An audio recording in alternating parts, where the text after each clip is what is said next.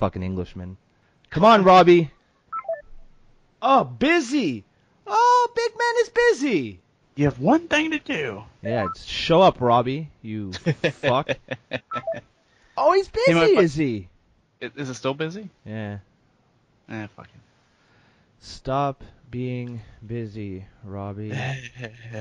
You fuck. Oh, now Robbie's ready. Sends me a message, says call me. Oh. Little big man Robbie. I'm gonna give him shit as soon as he gets in. Oh, look who it is. Big man finally has some time for us. We get a couple thousand views and I turn up when I want. Yeah.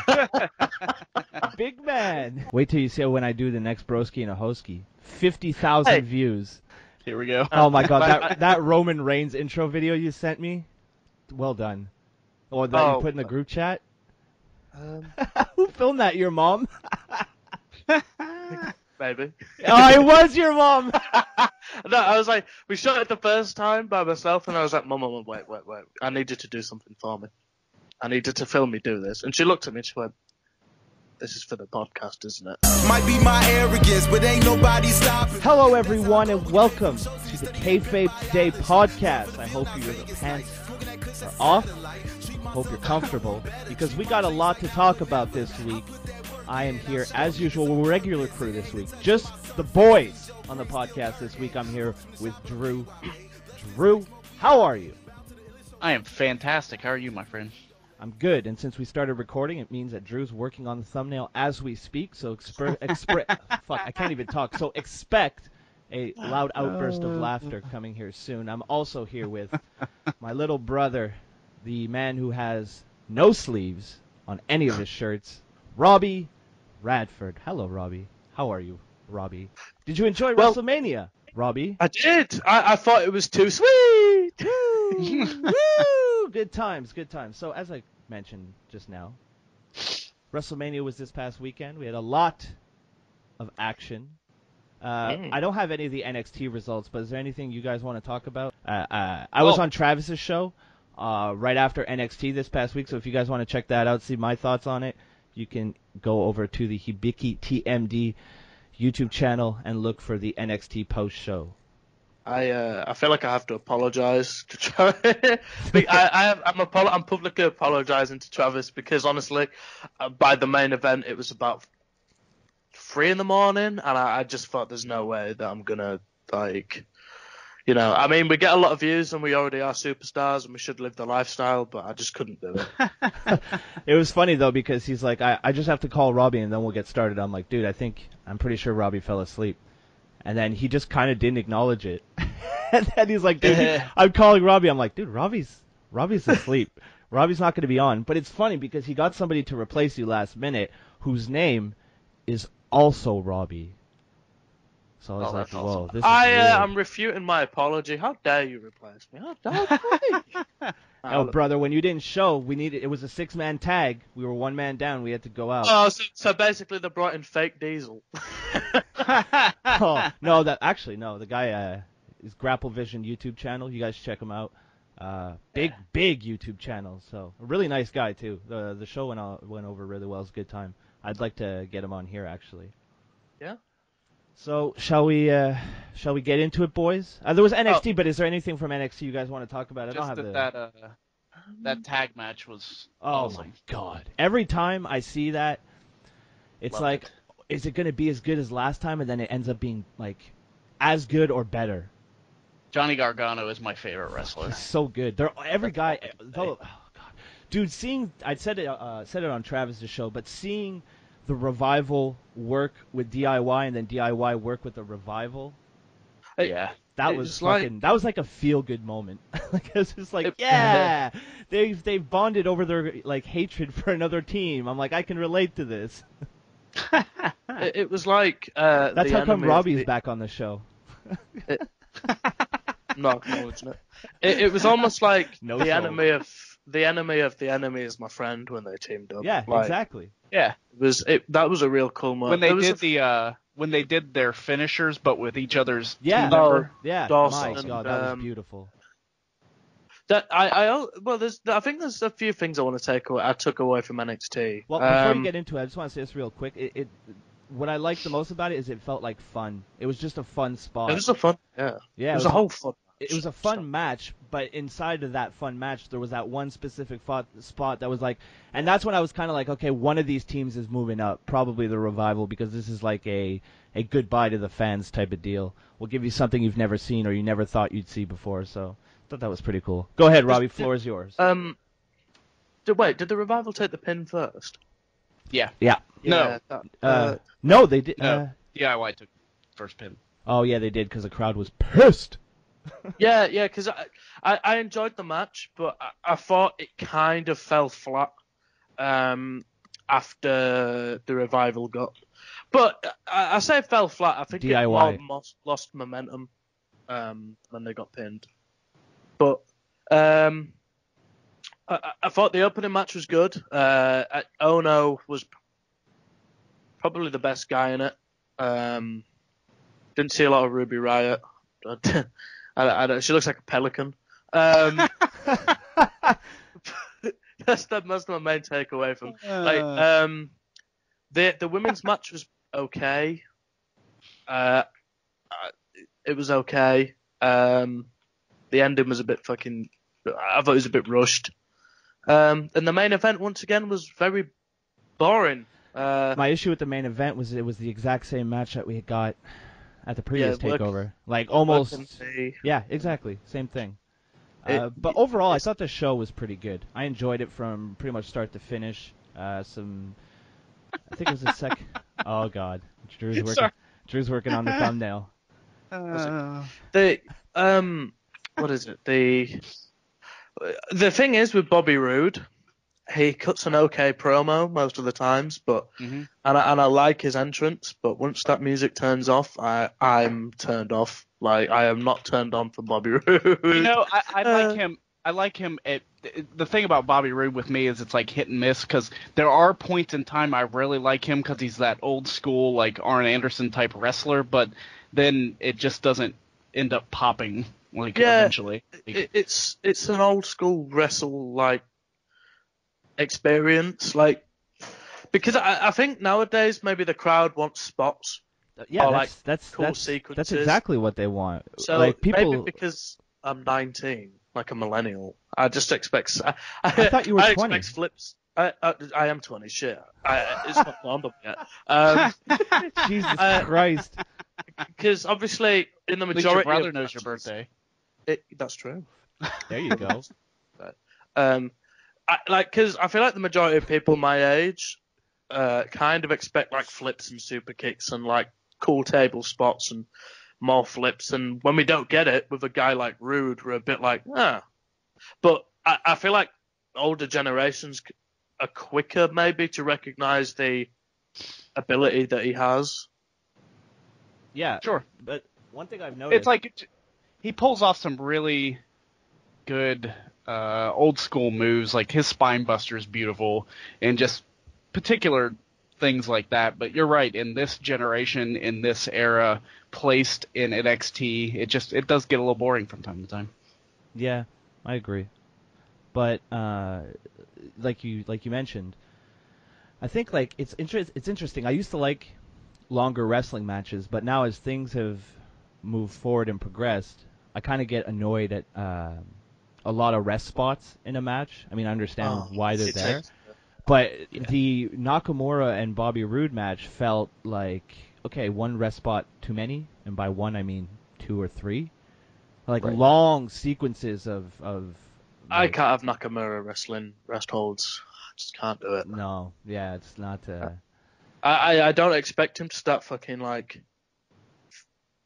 kicking the shit out of people all match long, but and the thing is, kind of like they did with Okada and Suzuki, like I don't want to see, like if Rude as he did worked over the knee, and I get it, but when it's like the main event, and you've got a guy that, strong start, and I get it's taking Nakamura out of his comfort zone and it's pinning him down and it's and doing all that kind of thing, but I don't know if it's something I particularly want to see after a really fast-paced, like, enthralling card.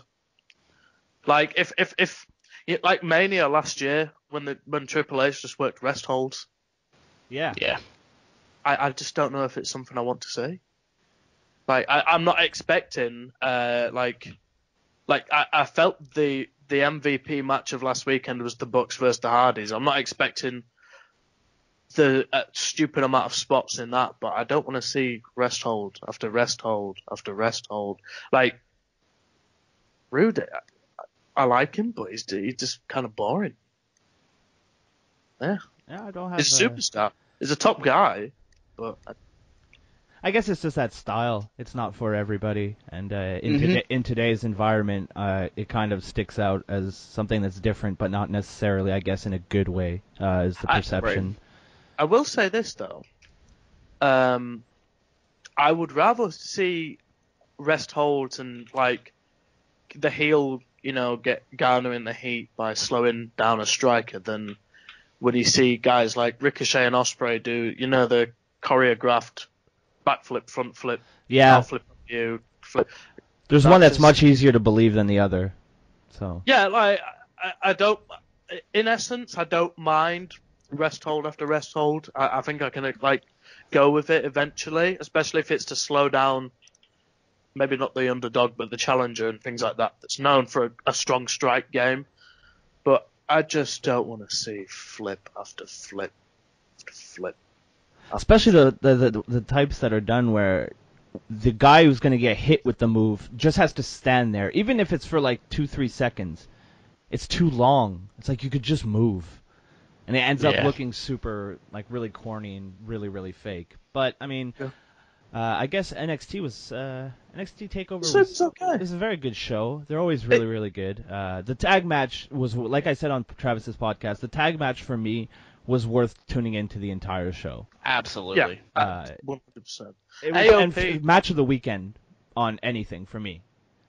I thought that, it was up there. I saw a couple of the shows from this weekend. It was up there. I thought it was a really good coming out party for AOP. I'm talking WWE. Not overall. I'm just talking like WWE. Oh, well, I would probably say it was maybe the second or third best. But, because I feel like a lot of steam went out of it after the DIY got pinned. But AOP looked fantastic as a big team. So I'm excited to see where they go because they weren't on the tapings, I don't think. Or they were maybe once or twice, but we're yet to see. I mean, I'd be really up for Sanity versus Authors of Pain down the line as well. So yeah, that wouldn't be bad at all. So that covers NXT. We'll get in right to the big show. The show everybody wants us to talk about, the ultimate thrill ride. Joey Janela's. Oh, okay. Actually, I watched, that was awesome. I watched some of that. That was really good. Yeah. No, WrestleMania, Robert, was Sunday. Now, I didn't watch any of the kickoff show because I was like, look, this show's going to be long enough. You didn't miss a lot. Plus, I saw the Neville versus Austin Aries match already recently. It was okay. So, is there anything that you guys want to talk about pre-show wise? I don't remember what was on the pre-show.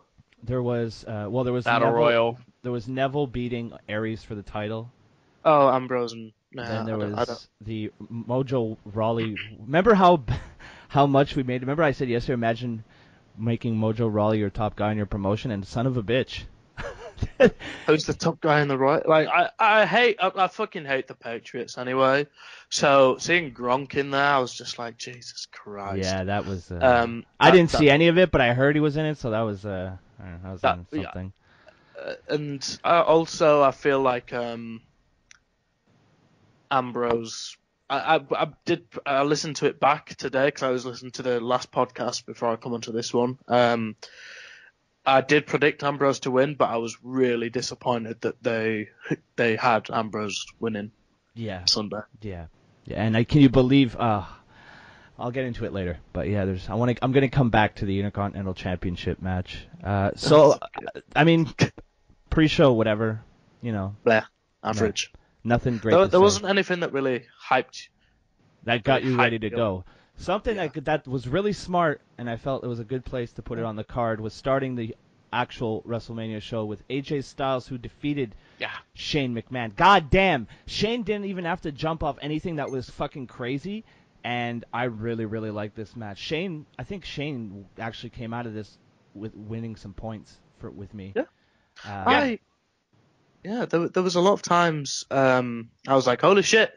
That shooting star press scared the shit out of me. Yeah, but it was so nice. And I remember as soon as I saw it, I tweeted out # better than Lesnar's.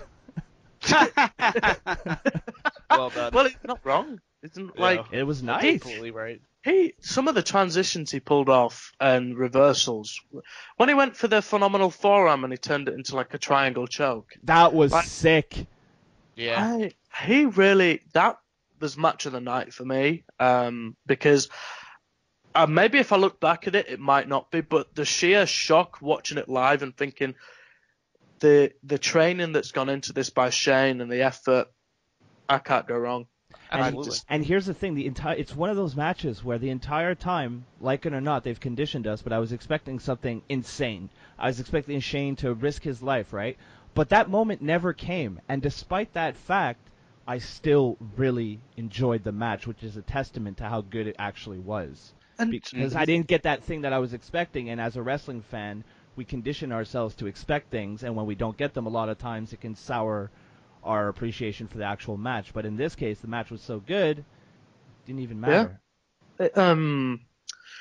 There was another particular spot that I'm trying to remember. He did something. Oh, what did he? Oh no, that was a great spot.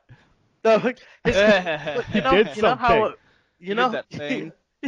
You know how we always bury him for his punches in his striking game? Yeah. His striking game on Sunday actually was pretty good. It wasn't bad. Because he threw it. Oh, that was it. Like, AJ was in the corner and he went to kick him. And Shane, like, shoved his leg out of the way and hit him with a spinning back elbow. And I was like, this is going to go down. I honestly think maybe in the last 15 years or so, that could easily go down as an all-time great WrestleMania match. To open the show or in that part of the card, it was. Yeah. I mean, it's AJ Styles, right? So we all figured he was going to have a good match. But man, like you mentioned at the beginning, Shane wrestled and some nice counters. Was it the cleanest? No, but it was good, and it was impressive. I wasn't expecting that. We think of Shane as a guy who throws like silly cartoon punches and jumps off tall things. But I don't know. I was very, very impressed with Shane McMahon. I mean, it's hard to be impressed with AJ Styles because the guy is just so fucking good. And let's be honest here, that's the reason why Shane looked so good was because he was in the ring with Styles. But if you needed to get a good match out of Shane McMahon, they picked the perfect guy. And I'm not even mad that AJ was oh god. Oh shit. I'm not even mad that AJ was in this match at Mania. Oh my god. Hey, you used a different facial expression. Nice. Yeah. Nice. That's amazing. You have to be concerned about the juice. Look how unnatural Robbie looks. I don't even have a neck. Exactly. That was done purposely. Oh my god, it's beautiful. WrestleMania. But yeah, a great way to start off the show. Both guys get my respect, and I was hyped. I was ready. I had it. Yeah. Shane. Good old Shane. So then up next, we got a United States Championship match between two Canadians. Kevin Owens. Kevin Owens defeated Chris Jericho to become your brand new United States champion. What do you mean, blah? What do you mean, blah? No, it was the right result, but the match, aside from the powerbomb into the code breaker, I wasn't really into it. Oh, that was sick, though. The pop-up powerbomb into the code breaker. The reason I was into it, the reason I wasn't into it was more so of Jericho than it was Owens, because we all know Owens can have a great match. Yeah. Jericho, it's hard to. He is going to get a good match. You know, it wasn't Undertaker levels, but it just, and I'm not going to blame him because he's been doing it 25 years too. But I would give it a couple more years and then he retires too. I'd give it maybe 2-3 more years. Yeah. Well, he could be around for longer if he part-times it, but he's like, what, 45 years old? Yeah, So... and the thing with Jericho is, he's a part-timer that works house shows and things like that, so I have no problem with him. Yeah. At all.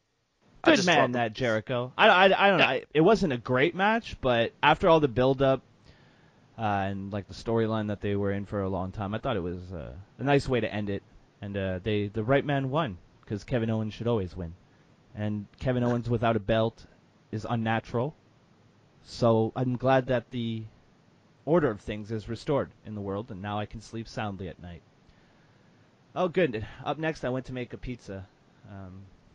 Raw women's match? But it was a Raw Women's Championship Fatal 4-Way Elimination match. Jesus This Christ. is stupid. Bayley defeated Sasha Banks, Charlotte, and Nia Jax to retain the title. Yeah, it was terrible. One thing I thought that was funny, it was like when they started all working together to go against Nia Jax, I was like, seen it, saw it last night. It was better last night. Sorry. Because they basically did exactly what DIY and the Revival did. My God, imagine a 6-man tag team of Nia Jax and AOP. Jesus Christ. Talk about fat fighters. My God. They'd have to reinforce the ring. What's happened is just the ring would just start tilting to one side. It's like they turned this ring into a skate ramp. That is sat in the back of the bus and it's doing a wheelie. Jesus Christ. Okay, I'm done. I watched this match, but like I said, I was making a pizza while I was doing it, so I kind of only half paid attention. It was bad. Yeah, that's what I figured. It was real bad. First of all, but I mean, let me just say one thing. The one thing I did see and I really, really did like was the corkscrew moonsault from the top rope. Oh, Charlotte. From Charlotte. I love it when she does that. So that was cool. She's good. She's the best one. The one thing I hate about these big, like, 1v1v1, etc. kind of match. You know when they do those really obvious sequences? Yep. But they never look right in a WWE ring? Yep. I hate that stuff. Like, it just doesn't work. And, like, I knew that Jax would be the clunky one out of this, and they did all the gimmicks because she's so much bigger than everybody else, and, like, blah, blah, blah. But, she got eliminated, and I thought, okay, well, here we go. And then, I can't remember, was it Charlotte that got eliminated next? No, Sasha. Yeah. Banks, she got eliminated pretty quick after, and then Charlotte, and then I thought at that point, okay, Bayley's going to retain. But if you're going to have Bayley retain at Mania, why not let her win the championship at Mania and get the big payoff against the undefeated PPV streak of Charlotte? Because that makes sense, Robbie. That's true. How dare you? Like, that, I remember everybody in the bar was like, well, what was the point of having to break the streak then? Blah, blah, blah. Like, they fucked that up so bad. They fucked it up so bad. And there was no payoff to beating the streak. They beat. What are you talking about? Bayley beat it on a fucking throwaway pay-per-view. No one remembered the second after it aired. Yeah. Like, it's silly. It is silly. So let's move on from the clusterfuck that is the women's division, because I don't want to talk about it anymore. There. Up next, we had a fantastic WrestleMania moment here. The Raw Tag Team Championship Fatal 4-Way Ladder Match. My God, all the matches are so hard to say. We had Luke Gallows and Carl Anderson, who were the champions, facing Enzo Amore and Big Cass and Cesaro and Sheamus. And right before the match started, we had a little announce. Sorry, I'm playing a game on my phone, and I kind of blanked out there for a second. Right before the match, listeners, you're very important. Yeah, very important. Right before the match started, the New Day came out and announced that there was one more team to be added to the mix. And what I liked here is if you looked at Kofi and Big E, they start walking forward a bit. They started making it look like they were the ones who were going to be in the match. But oh no, they weren't, because we had the grand return of the Hardy, unfortunately, of the Hardy Boys. The return was absolutely sick. But I was so disappointed that they can't use a broken gimmick, and they have to use a Hardy Boy gimmick. I'm so sad. But that didn't take away from the amazing moment of actually watching them return. And the crowd chanting delete, and Matt and Jeff coming out. Jeff doing his little dance with his hand in the air and shit. That was good. I haven't seen that in a long time. So, and then Jesus Christ, the match was, god damn, this was a really good match. I thought it was okay. I thought it was okay. Just okay? Yeah, like there's only so much you can do, I feel, with a ladder match. And I don't like Enzo Amore. I don't like Cass. I like Cesaro and Sheamus, but I kind of switch off whenever they're in the ring. The club I do like, and obviously the Hardys made it, but I'd seen them last night, right? In the Super Show, and I don't know what it was, but like they came out and similar to when when you see the part-timers come back, you get really excited, the music comes back, and they get in the ring and they're a bit, oh, okay. Yeah. Like, they look good, they're still in great shape, which is good to see, Jeff's not lost any fingers or got many, kind of things like that. They're not sold his liver for a that's Coke. Certainly a good thing. But, I don't know, I thought it was okay. I'm happy for the title change, but I don't know if they should really have won it. Ah, man, the Swanton bomb off that giant ladder, that was insane. I mean, I know we've seen it before, but it's still timeless. He could crazy. do it at 60 and I'd still pop for it. It's fucking crazy. He's nuts. He's fucking nuts. But I thought it was okay. I'm happy that they're back, but I'm a little bit iffy about them coming back because they got over for the broken gimmick. Yeah, but now they're not using it. I'm a little bit concerned. There's only so far that they can get by not using the broken gimmick. That's a really good point, because that's why I was disappointed, because that's the reason why they got so over recently was because of that gimmick, and now that gimmick isn't there anymore, and it's back to the Hardy Boys. And do the Hardy Boys still? It's the legal battle. That's all. Oh yeah, that I know. It's not necessarily their decision. It's not their fault, but it still hurts. Yeah. It can. We don't know that. We don't know it, but I mean, I really wish they came out. Like, when New Day came out, I started getting visions of your suggestion of having, like, Vanguard 1 just, like, fly into the middle of the ring. I was hoping for some... But I guess with them using the old Hardy Boys theme tune is that everybody knows what it'd be. So you get the simultaneous pop. Yeah, that's true. Which... I've seen footage from inside the arena. It seemed like the right way to go about it. But, I'm happy they're back. But, like, when the Dudleys came back, I got popped for the return, but I think it'll fizzle out. If they don't ever get the broken gimmick, I'm going to give it about 3 months before people are a bit like, yeah. Before what happens with the Dudleys happened, where the initial pop and, like, the honeymoon period is over. Yeah, it goes away. And then everybody gets pissed. I guess, and then they can't bring back Edge and Christian for obvious reasons. Yeah, so I don't know. I don't know who they're going to bring back next. If they're going to fucking reunite Marty Jannetty and HBK. Jesus Christ. Hey, I will say this. Jannetty can still go. Yeah, he can. Joey Janela. Definitely can. He hit a Canadian destroyer on Janela. I creamed everywhere. It's like your favorite move, isn't it? It really is. Yeah. I've taken one. I've done one and taken one, and the thrill of it's great. Get really hyped for it. Does it make you want to rip off your shirt? It makes me like. Obviously I've only done it once, so it wasn't like the Pentagon Junior like standard, but right. My God, I felt like a Lucha Libre hero. Drew, what did you think of the tag match? The ladder match? Yeah. Were you happy to see the Hardys come back? The Hardy pop was huge. I can say that I kept hearing the rumors, like, of it going around and everything, so to see it actually happen, which kind of threw me off, was cool. And then little bit of spot fest-ish in there, and that was kind of cool. But besides that, it was pretty standard and short, and Yeah. that's it. I like the club. Just don't think the club.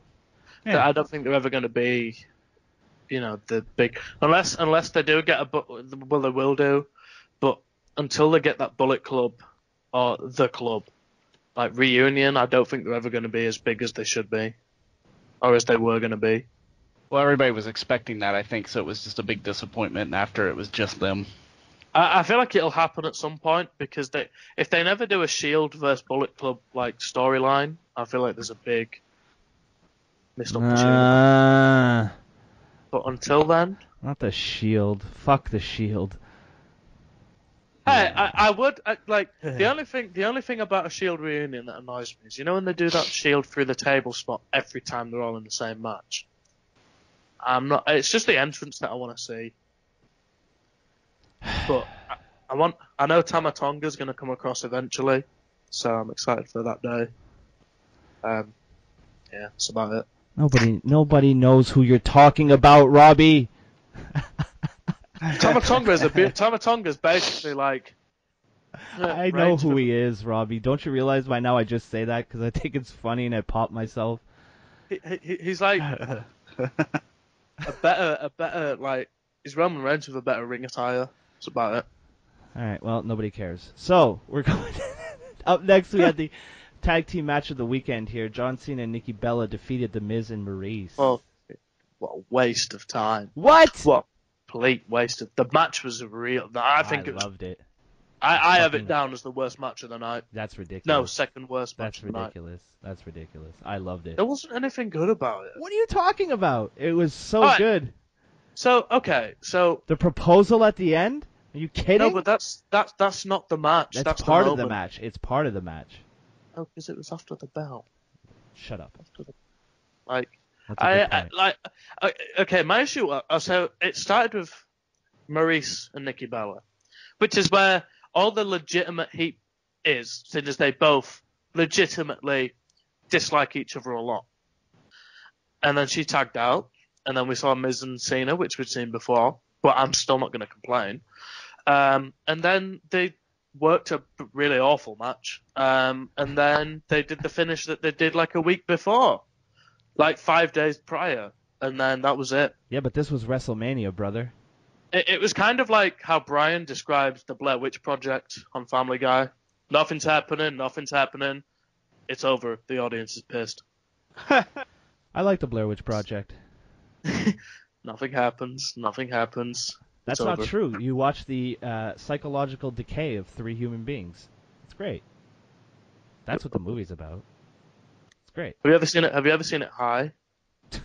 What a stupid question. Have you ever Robbie. not seen it high? Yeah, there you go. That's the better question. No, I haven't. I don't only watch movies high, but I watch movies that I know are going to be bad high because it makes it better. I only listen to music.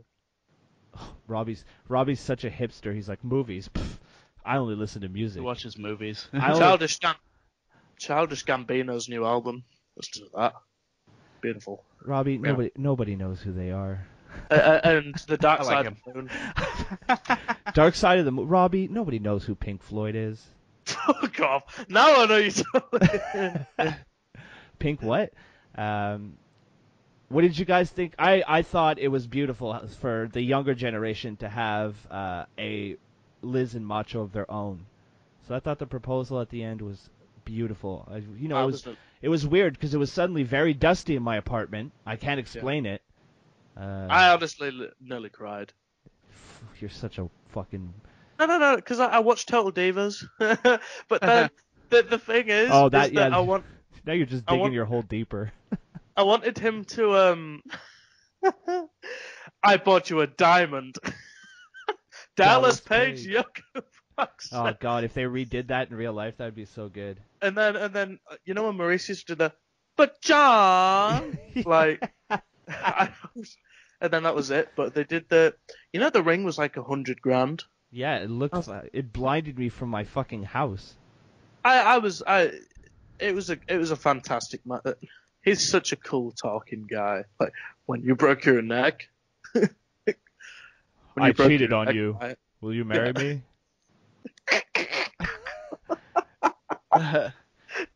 Dickie, I love you. Oh shit! It's so good. I wish they did I honestly wish they did a spin of Total Bone.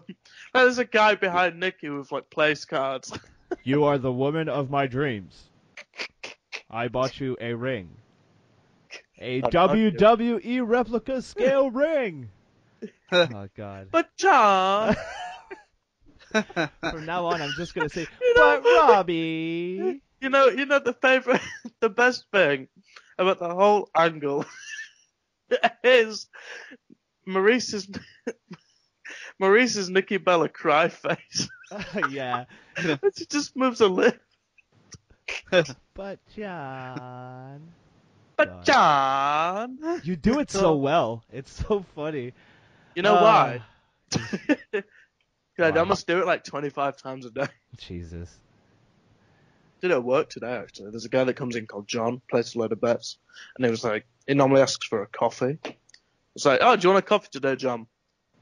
No, I'm just going back. But John! Does he slap you? Like, no, well, there's a protective barrier in the way. Just right. Looks at me like, what the fuck? Too bad he doesn't Sorry. slap you. That'd be funny. Film yourself at work. I want to watch that. Okay. I'll do like a vlog. Yeah, exactly. It's my job straight away. Yeah, exactly. Show the ins and outs. All right, so we got the non-sanctioned matchup next between Seth Rollins and Triple H. What did we think of Triple H's "I'm desperate to be in Sons of Anarchy" with his hoe on the back of his bike? Oh, his old lady. His old lady. Look at my bitch on my bike. There's my Hey. two ladies. She like I think she's really hot anyway, but the last two WrestleManias when I see Stephanie McMahon, my word, like it was the first thing I noticed, and then I saw the bike. I saw her on the back, and I was like, holy shit! Look at those wheels, and they got a bike. Oh boy, she always scares me when she walks down the ramp because she's so top heavy. I'm always worried she's gonna fall and break her neck because there's a lot of weight up there. Her tits are cartoonish. She's outstanding. I don't know. There's this weird thing with Stephanie. Sometimes I'm like, my God, I'd nail that, and then other times I'm like, God, it's so awkward. It's like, I saw a fantastic picture of Charlotte last week. Those exist. Hey, don't even. Did they Photoshop her dick out of the picture? Fuck you. She's the queen. Is that the? But no, I thought it was okay. What are we talking about again? Oh wow! It's, Is that wow? Look at Charlotte's. She's got a big old booty. Woof. Yeah. Woof. All right. That's not bad. yeah, if we're gonna get this network deal, we can't send these photos around. God. Oh, could you imagine me on the fucking networks, fucking high out of my mind, fucking yelling, calling Vince the old man? God. That'd be awesome. I wouldn't last 4 seconds under fucking Vince's regime. They'd look at me. I'd be walking up to the building. They'd be like, "No, wellness policy. Get the fuck out of here." They'd be like, "You're not even gonna make it." I was like, "Yeah, but you hired RVD." Twice. Yeah. Give Broski a chance. Hashtag give Broski a chance. Put that on. Tweet that to Vince McMahon. Let's see what happens. They're so desperate to listen to all you fucking marks. Do it. Hey, did Otto, the bus driver from The Simpsons, just tweet me? But as far as this match goes, It's okay. it was all right. I don't think Rollins is a great wrestler. Stephanie, he's good, not great. But Stephanie going through the table was fantastic. I love that. It was nice. It was nice to finally see her get a little something, which I guess is her WrestleMania moment because didn't Reigns spear her last year? Yeah, she speared It's her yearly bump. Yeah. Yeah, he speared the fucking ribs out of her last year. He meant that shit. And this year, like, the bump was just fucking the way they teased it, and then he super kicked her in that walk that he just did into her. That was Yeah, that was good. I like how he headbutted like her shoulder area too. That was funny. I thought it was okay. I thought the finish was. Drew, did you think the finish was really New Japan-esque, the way they kept teasing the finishes? Yeah. And so they did that, and I was really it got half a star more because it was a very New Japan finish. But I thought it was. Wasn't that simulcast live from the Tokyo Dome? Jesus. Mate, if that match was at Karaku and Hall, it'd have got 5 stars. Yeah. But like the brawl in the crowd was fun. Hey, you know Nick Quinn that runs Yes. Canvas? He was like, when they brawled in the crowd, they were like a meter away from Yeah, him. did you see his fucking tickets? Yeah. Holy shit. Some I good looked ass at- seats. Hey Nick, how you doing? Yeah, homeboy's got some money. I asked him because he sent me it during the match. I was like, how much did they cost? He just put, I nearly had to sell my liver. Yeah, no shit. They're like So- $3,000. He's Canvas Theory's doing well. Yeah, no shit.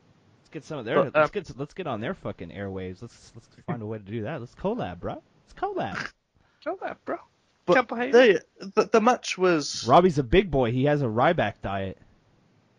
I've had 4 meals today, and they've all been very, very. You know what my meals have been? You know what my meals have been today? A cup of tea, a joint, and a cigarette. But in my defense, I did get up at 4:30 in the afternoon. This is like Christian Bale in The Machinist. God, I feel like Mauro Ranallo. Oh, yeah, I can't do the podcast next week, guys, because I'm sad. God, I'm such an asshole. Oh, should we move on to the next match, boys? Are we gonna just linger Triple on? H has another bad match at Mania. I didn't think it was bad. I think saying it was bad is a little bit too. No, it's hyperbole. But Triple H works another average to good match at Mania. I thought it was decent. I thought it was good. Yeah, I was just like unsanctioned. I don't really know what. Well, yeah, okay. If it was for an unsanctioned match, it sure seemed like a fucking plain old wrestling match to me. But what do I know? Yeah.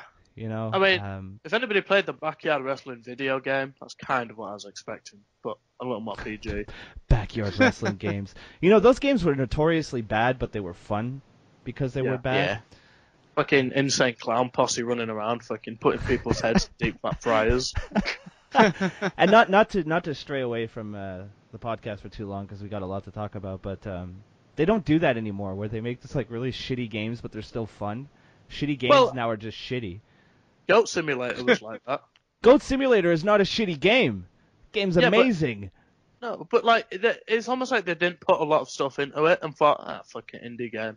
Yeah, just and then it got really big. Yeah, that's a good. Yeah, the original one. Yeah, I could get behind that. But no, we'll have to have a separate podcast called the Goat Cast. The Goat Cast, where we just talk about our fucking weekly Goat Simulator adventures. Fuck, I love that game.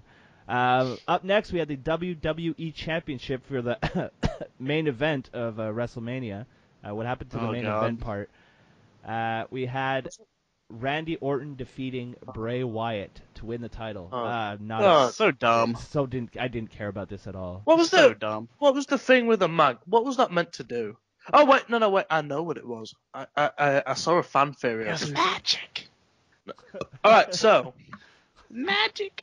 So Bill Neville retweeted this.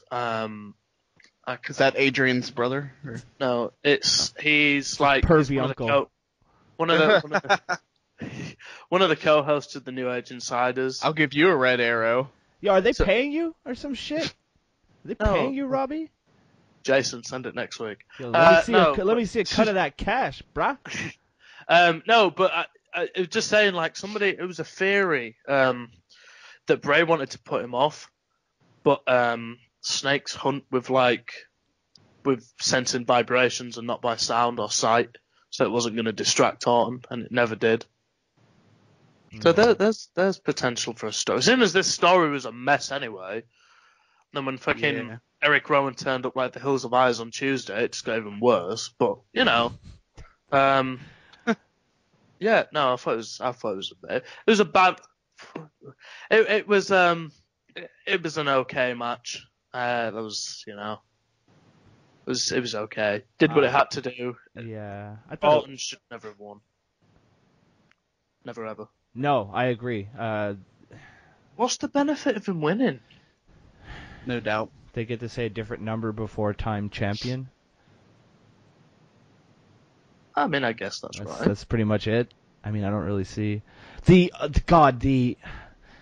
way they kept turning the canvas into like cockroaches and to fucking all the like maggots and shit. What that the was fuck? cool, but not for that. No, it looked cool, but it was so dumb.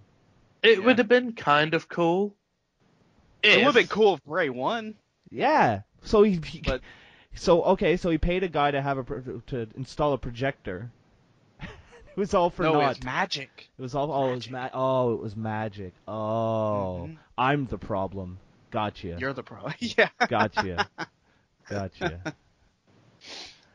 Nah, it was like what I thought would have been cool was if they did it when Orton was going for an RKO, not when Orton was on his back, not facing the canvas. So, what was the point? Yeah. He should have RKO'd him into the fucking projector. Like Well- not the projector, but when they were projecting the image, like they should have had a finisher there. Your magic doesn't work on me, Bray. Bam. So fucking stupid. It looked cool, but I mean, I don't get the point. I don't want to talk about this either. Moving on. Universal Championship match. Brock Lesnar defeated Goldberg. Here's another match I couldn't give fucking two shits about. My God, what a I just thought it was awesome compared to how I thought it was going to go down. I thought it was like the second best match of the night. what? Hold on. In terms of a straight sprint, right? Nobody expected anything, maybe other than a spear, a jackhammer, and which it was. But so you had Lesnar on top, and you thought, all right, so it's going to be a big, Lesnar's going to suplex. And then there was the spear to the outside, which was cool, kind of cliche, but it's cool. And then also you had the Lesnar leapfrog over Goldberg, which again, That was the coolest part of the match. that was I popped for that so fucking hard. leapfrog. And then obviously Goldberg hit that, and then that's when Lesnar started taking him to Suplex City. Couple of finisher reversals, which I thought was kind of cool, and then that was it. And then Lesnar hit the F5. 4 minutes and 47 seconds. Yeah, and the entrances took 2 minutes. I thought I to say it didn't close the show, I was perfectly okay with it. I think I gave it second best match of the night was like AJ and Shane, was because it surprised me with how good it was. In terms of they didn't have to work they didn't have to work rest holds to open it, or they didn't have to go for stupidly big spots to get it over. They just had to do I guess because they're so limited, they only have to do simple alternative things to pop the crowd. Yeah, Whoa, he did a leapfrog. Yeah, I mean, Hip I toss. didn't.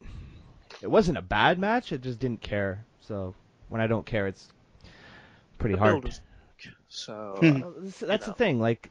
There's so much indifference when it comes to this for me that I mean, I knew Lesnar was gonna win, and I just didn't really fucking care, to be honest. So I'm gonna move right on. SmackDown Women's Championship. Naomi defeated Alexa Bliss, Carmella, Becky Lynch, Mickie James, Natalya, and Naomi. This fucking idiot put Naomi twice. Why would Naomi defeat Naomi? You fucking idiot. CBC Sports, you fucking idiots. Calling them out. Okay. This is what people fucking complained about to get on the fucking main card, right? imagine giving them a chance. This match was a fucking pre-show match. Barely even that. It was a fucking house show match that no one ever has to see, except the poor people that bought tickets. What a waste of time. You put the IC title match, I would have rather seen the fucking cruiserweight match here than the fucking women. And it lasted, fucking 7 minutes? There, they gave them their chance. It sucked. Move on, for fuck's sake. You fucking idiots with your hashtags. No, it bothered me, Robbie, and I'm gonna finish my point, okay? Because the thing about this is it's a fucking feminist thing. Oh, women have to be equal to men. Well, what about the poor men on the pre-show? Where is there no hashtag give the pre-show a chance? Let's put the pre-show on the main card. That's how ridiculous it is, though. It's fucking wrestling. It's fucking wrestling, though. They are getting a chance. They're on WrestleMania, you fucking retards. It bothers me. I hate the way that WWE panders so hard to their fucking audience. Because let's be honest, most of the audience is fucking retarded. I include myself in that category sometimes. Not always, but sometimes. But I mean, you know, like, fuck, get off Twitter. Stop fucking acting like you fucking deserve. That's the thing. These hashtags, it's like the fans think they deserve fucking something. You don't deserve shit. Sit down and enjoy the fucking product. Don't try to fucking make it about you and your stupid little... And then you have morons like Becky Lynch who goes on Twitter, "Oh, thank you so much for everything. You guys are amazing." Shut the fuck up. Don't encourage them. They're idiots. Fuck. I have nothing against... And then people are trying to pretend like, oh, you hate women. No, it has nothing to do with that. You fucking... WWE had a fucking vision. Just let them do their fucking thing. Let them fucking execute their vision. Stop trying to fucking make the show about you and feeling self-important and being like, oh, I got them to change a WrestleMania match. No! You're an idiot! Shut up! All right, sorry. You can talk about it. I liked it. Oh, it bothers me, man. Really? It bothers Really, me. Drew? No, I mean, I liked his rant. Right. It bothers me, man. This fucking the self-entitlement bothers me. Sorry, go ahead. As part of the self-entitled generation, go ahead. We want this. Millennials want... No, I thought it was bad. Like, my issue is we just gave the women a chance and they blew it. Okay, there was maybe 2 or 3 good spots, but like I said, you know, the choreographed, like those, like they don't do that. Don't tap me on the back when I'm podcasting. Mum, piss off. Good night, sir. For fuck's sake. Good night, Miss Robbie. Did she give you a nice little kiss? Did she give you a little just kiss tapped on me on the cheek? back. I thought I was about to get fucking bodied. Sorry. So I Your mom's the enjoyed. best. I enjoyed when Natalia did the double sharpshooter, but again I thought, okay, it's Seen it. kind of, yeah.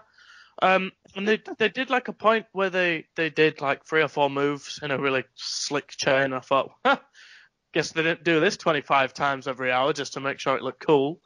But you know, there wasn't anything I took away from it that was really good. Like, I'm sure that a 6-pack challenge is an elimination match, or they come out one at a time.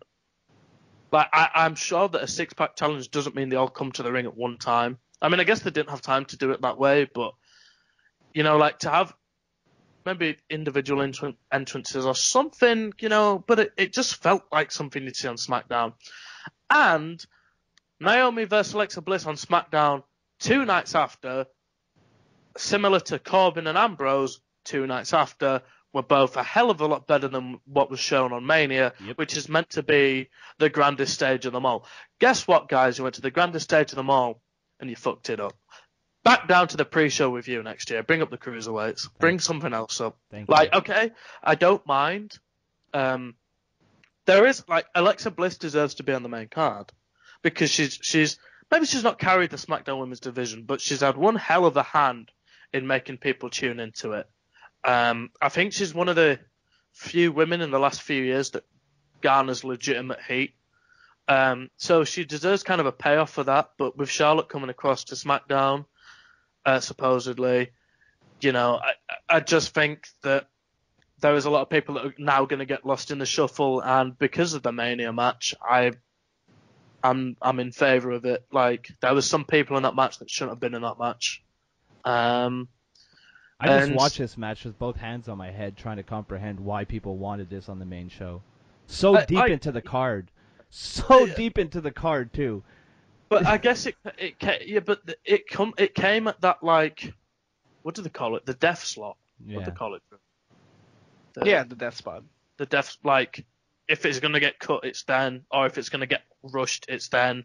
So I guess we never know. In case they were told, okay, take this out, and straight sprint for the finish, and go home. But like there is women that okay. So we have the women's 32 women tournament coming up this year, and with them signing like Nixon Newell, Kaylee Ray, Io Shirai, we are going to get women that can wrestle just as well as men, if not better. Like, I know Cena went on last week and was like, we live in a revolution. There is a revolution going on. There is a revolution going on with women that cannot wrestle anyway. So, who gives a shit? Like, to see Nixon Newell on the main card at Mania was deserved. But Becky Lynch doesn't really deserve to. When she did that straight fire shit at Mania, I was sat there watching the match, and she did, and I could tell she was going for it. And I went, right, I'm off to the bar. Came back and it was over. So I was like, well, couldn't have timed that any better. So we gave him a chance and they blew it. That's all I got to say about that one. I agree, as you could probably tell. And like you said, on top of that, just sticking it, like, I know it sucked. I know it was going to suck wherever you stuck it on the card, and then sticking it between Brock Goldberg, Undertaker, and Roman Reigns, just, that sealed the deal for it. That certainly didn't help. But, alright, the thing is, if you're on the pre-show, you're still wrestling in front of about 40,000 people, so who cares? Yeah. Like, there's people that are going to wrestle in front of 200 people, and that might be the biggest crowd they ever have. Yeah. Mm-hmm. Who gives a fuck if it's on the pre-show? You still get a fucking way. That's my problem with the hashtag. Give them a chance. They're at fucking Wrestlemania. Even if they're not on the main, like you said, even if they're not on the main card, they're going to have like at least 30,000 people. And WWE was smarter this year because they opened up the arena a lot earlier. Yeah, so people got in quicker. So people got in, so even more people saw the pre-show than ever before. So, I mean, I think I was reading by the time the last bell rung on a pre-show, it was already about 90% full. Yeah. So the doors opened at 3:30 in the afternoon. That's smart. Really? Yeah. Wait, what time did the main card start? 7? Yeah, 7. But I mean, there's so much shit to like. You get in at 3:30, sure, but you can go to merch stands, you can eat. There's tons of shit to do. Yeah. That was smart by WWE. Well played. Hell yeah. Well, I don't know if it's WWE. I don't know if it's WWE or if it's the venue management stadium or whatever. But yeah, I'm sure it's a combo of both. Yeah, because I mean, you think about sporting events too that started that just because of a place that big, that's what time they're always going to open those kind of gates. Yeah. Yeah, like they always have to open the Bell Center a little bit earlier here for hockey games, especially in the playoffs, because people just fucking fill the streets. So, especially when the Blackhawks are in town. Who? The Blackhawks. The Blackhawks. The Maple Leafs? Nobody cares about the Leafs, Robbie. Nobody. We're talking about playoffs. The Leafs don't know what that is. Make like a leaf and get out of here. I don't know. I don't even know what hockey is. Hockey's the greatest sport on the planet. But anyway, well, that isn't predetermined. Hey, what? Wait, oh shit, it's not a joke. All right, that's really good. So, our main event, which actually surprised me because I didn't think it was going to be the main event, but the main event was Roman Reigns, who not only defeated, but seemingly retired The Undertaker. Hey, broski, how did the leper hockey game end? How? There was a face-off in the corner. Accurate. Love it. I don't see what that has to do with Roman Reigns, but... No, we're on hockey, and I was like, I'm sure I've got a joke about this. Of course you do. You just pulled up your fucking awful joke website and picked one. Typed in hockey. Yeah. So what did the boys think of this match? It was great, and then Taker took one bump, and it was over. He was just... I couldn't tell if he was selling or if he was just fucking out of it. He was like legitimately dying. Like, he took... I honestly think it was the Samoan drop, and then after that, it just became Roman Reigns' first fucking stumble man. Like, the stumble taker. Like, that was it. Stumble taker. You know what? And yeah, that match was hard to get through because obviously the Undertaker was on his last legs, but for with the retirement at the end and knowing what it was at that point, then you know what? Fuck it. Cool. I mean, for all those years of everything, yeah, I'll give him the pass. I mean, you know, it's the right. It's unfortunate we'll never get Cena versus Taker, or it doesn't look like we will. Well, they fought. But, I mean, just not a Mania. That's true. He's done. He's having that surgery. Yeah, he's done. But it was a nice send-off. I'll have to say that. The way he kind of put all of his gear in the middle of the ring, then went back. Yeah, fucking put it on and put it off again. Yeah, that was really weird. Weird. I thought that... Alright, so I'm going to tell what my problem is. And it was... One of my friends fucking ruined this match for me. Right. So I went with Sean and Josh, who are my two homeboys in my Facebook group chat. And all night, I had Sean, who doesn't like Reigns anyway, was counting the finishes that Reigns was kicking out of. And it was almost like he'd never seen an Undertaker Mania match. Like, he went ballistic when Reigns kicked out of the tombstone. And I went, Sean, it's WrestleMania. If you don't kick out of the tombstone, it's not an Undertaker match. Yeah. And he's like, he's kicked out of 4 finishes. And I was like, Sean, it's an Undertaker Mania match. This happens. Like, and like, he was complaining that Reigns never takes big bumps. And just the whole match was ruined for me in the aspect that I had somebody telling me that Reigns was a bad worker anyway. Yeah. But this match wasn't bad because of Reigns. No, in fact, it wasn't bad. It was an average match. Like, I'd give it 2.5 to 3 stars because it started really well. But the thing that really took it out of me was just, I honestly thought that Taker was kicking out of the spears just because of instinct. Like, I don't think I honestly think he should have put him down after maybe 2. Because he started kicking out of about 3 or 4.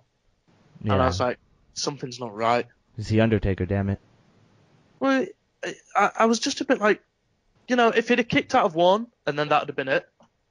Well, if he'd have kicked out of 1, then Reigns did the momentum thing that he did last year to win the main event at Mania against Triple H, where he ducked under that and then ran off the ropes like 3 times and built up the momentum. And then he did that, but like, I kind of felt sorry for Reigns because I think he knew that Undertaker just wasn't the Undertaker. Like, he was basically wrestling a memory. Right. So it really kind of... They didn't put it on the event. But... It was probably a combination of that and just seeing the interview he gave afterwards. I think it was SportsCenter or something. It was probably that, but even maybe overshadowed by the fact of, like, hey, I'm getting to watch this guy that I saw when I was a kid. And I mean, getting to in the career of the guy, you know, from... Yeah. I think that was probably more on his mind than, man, this is really not going well. I got to admit, though, I was having a fucking field day with the people online that are like, yes, Roman Reigns fucking retired The Undertaker. And I was like, no, The Undertaker retired The Undertaker. I mean, that's right, because The Undertaker never ever said, or the stipulation never ever was, if you lose, I retire. Yeah. The Undertaker retired The Undertaker because he just couldn't fucking go anymore. Maybe backstage... Vince or Carano or physicians looked at him and like, this is your last match. But, you know, I mean, I guess that Reigns kind of hinted like, I'm going to retire The Undertaker, but everybody's been saying that for years. So, Reigns never really retired The Undertaker. The Undertaker just, I guess in Kayfabe, just got up and thought, fuck, 23-2. Well, I'm calling it a day. Yeah, she's like, 2 losses, fuck that. One thing I did find hilarious... was The Undertaker didn't even appear at the top of the ramp. He appeared halfway down. Yeah, that was so fun. That was so smart, too. He said, all right, Vince, I'll give you 1 fucking more, but I'm not walking that whole way. You give me 40 yards. And I want an elevator to get up there, too. Yeah, like, I can imagine it, you know, the way they call football. And he's walking towards the ring and he's like, the 30. The 20, the 10, bring down. That's how I saw it. But like the main event, it was more a moment than a match. Yeah. Like, honestly, the bar I was in just went deadly silent. when Reigns hit the free. I mean, like, What a bunch of marks. Me and Josh went fucking crazy because obviously we're big Reigns fans. We were like, oh yes! We kept doing that. You know when he does the thing for the Superman punch? Yeah. When he does like the When he fucking jerks, lock and load shit. jerks himself off. We kept doing that throughout the match and like hitting chairs in front of us. But Fucking God. the Fucking place, like, Mark. fuck these guys. the place went deadly silent, and there was people left, right, and center just crying. But like, I think the reason it's not settled in with me is because I never really saw the Undertaker. I saw the Undertaker from about 2008 onwards. Right. You know, and then I fell out of love with wrestling, and then I started watching it back from 2014. So Robbie lost his smile. For like 6 years. That's what you call high school, I guess. Every once in a while, he'd show up to his gym and do a backflip just to piss off the boys. But, like, you know, I'm not happy he's gone, but I'm Okay with it. Yeah. It opens up a spot at Mania. I can see like where you're coming from, and then the generational gap of literally I started watching wrestling at the exact same time he started in WWF. Yeah. Which is that's the difference. Like, and part of it is that it wasn't like Edge. When he wasn't really at career peak was Edge when he retired, but he could still really go. The Undertaker can't go. I honestly don't think the state that the Undertaker was in that even Styles would have got much better out of that. Yeah. Like when they went for the reversal of the tombstone and they went for it twice and that's when it kind of the correlation of how the match it didn't fall flat, but at that point everyone was like, oh for fuck's sake. I hope that they like put him down to Performance Center and not for promos, not for in-ring work, just literally like you have to take a class with the Undertaker to know how to fucking act in the locker room. Like, yeah, especially that'll after be his class. especially after what happened this weekend. I think a lot of people need that. Apparently, a couple of people. Yeah, I was gonna say what happened this weekend. Supposedly, a couple of people got should I say, for lack of a better term, frisky at the Hall of Fame Awards. What? Which led to them being ejected early on. What? I found out. What? It's true, but there's no names. It's. Oh, you can't do that. No. Don't do that to us. I don't know anything other than You need to be calling somebody. they said a superstar banged somebody in, but they didn't say the male or female toilets. They just said the toilets. What the fuck? That's awesome. So Yeah. you know, If anybody's got a scoop on this, let us know. it'll be out there somewhere, but that's all I've heard. But you know, the Undertaker. Robbie made this up for his fan fiction. 1000%. I did see this somewhere, and it came from a reliable source. It wasn't tomato sauce, but Oh Jesus! it came from a source. But That was a terrible Undertaker- fucking joke, even for you. no, it came from. Oh, sorry. No, but that is true. Well, as far as I know. Well, so far the scoops that Robbie has made me privy to, most of them have been pretty rock solid. I don't like the kid, but he might be telling the truth. Yeah. Most of, I think I've got about 90% reliability. That's only because I report on them when I hear them from like Meltzer. Jesus No, Christ. what happens is I hear them from Meltzer and then I put the feelers out for extra information. But yeah, no. Big The business Undertaker's- Robbie. He still has a lot to give, but just not in the fucking ring or cutting promos. But you know, like how Dusty did it, and there was like, okay, just when you do this, try do this. You know, do this. There was so much for the Undertaker, Mark Calloway to do with the wrestling business. I just hope it's not getting in a ring. Did you notice too? It was almost like he took off he did the gear thing. He took off the gear, and it's like he left the entire gimmick in the ring because he like went outside and for the first time went to the side and kissed his wife like out in front of the people, and you know, like he became like a normal dude again after 30 years. There's somebody who put hopeful wrestler Mark Calloway turns up 26 years after going missing. I saw that. So that was fun. I thought it was a good main event, but like I said, it was more of a moment than a match. Yeah, Like, I agree with that. Yeah. But I thought the highlight came on Monday Night Raw. The whole highlight of the thing came on Monday Night Raw. That's all I'm going to say for now.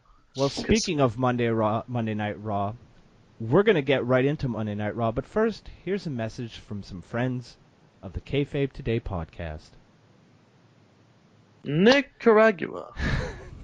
All right, since we went long, I'm just going to get right back into it. We'll do official results, then we'll get to the stuff we want to talk to, as usual. Yeah. And we're back. Did you miss us? Good, because we're back. That was a while. Yeah, it was. Jeez. Hello. I have a full beard now. Well, Hey, who? Just out of curiosity, who was our?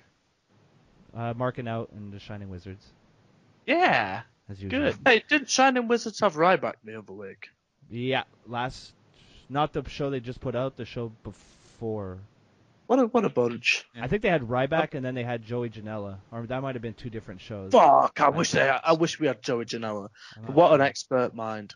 I'm not sure. I think it was the same show though. I'm pretty sure. It was good. It's good. Go Yeah. listen to the Let me throw Wizards. out there why we did that too. RearviewReviews.com and the Slam Pigs podcast, as always. Oh, of course. Two good friends of ours. Two good places to be. Mm-hmm. So we're gonna get into Monday Night Raw. I thought this show was pretty good. We had we're gonna go through the results here, like we normally do, and we're gonna get into a few talking points, Cup of haters. All right, so we had Shut the up. Raw Tag Team Title match. The champions, the Hardys, defeated Gallows and Anderson in a non-title match. Neville defeated Mustafa Ali.